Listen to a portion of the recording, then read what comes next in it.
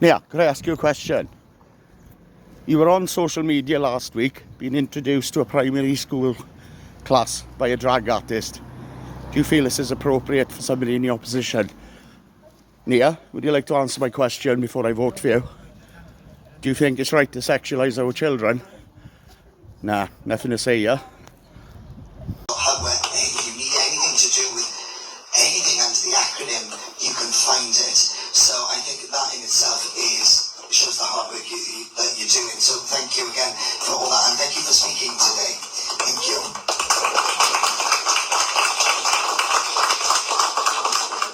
Now it's my absolute pleasure to bring on our fabulous local MP. Please give it up for Nia Griffith. It is a long stairway, please be careful. Gorgeous, thank you. Here you go.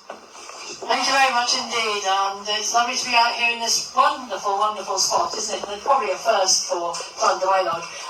But I think one of the misconceptions that people have is very often they think, country areas, they won't be as tolerant. And actually, what we are finding is that all sorts of communities are actually now very much more accepting of LGBTQ plus individuals like ourselves. But I'd just like to go back in history for a moment. This week we saw the 20th anniversary of repealing of Section 28, and those of you who are as ancient as I am may remember that Section 28 was a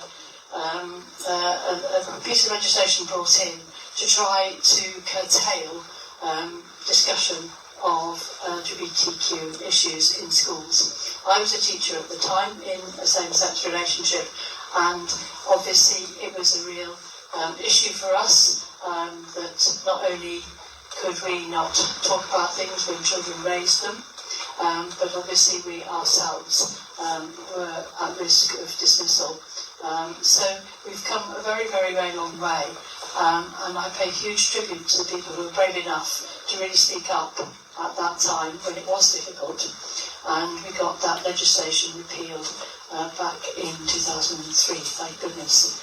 But as we all know, there's lots and lots still to do, particularly with the rise of anti-trans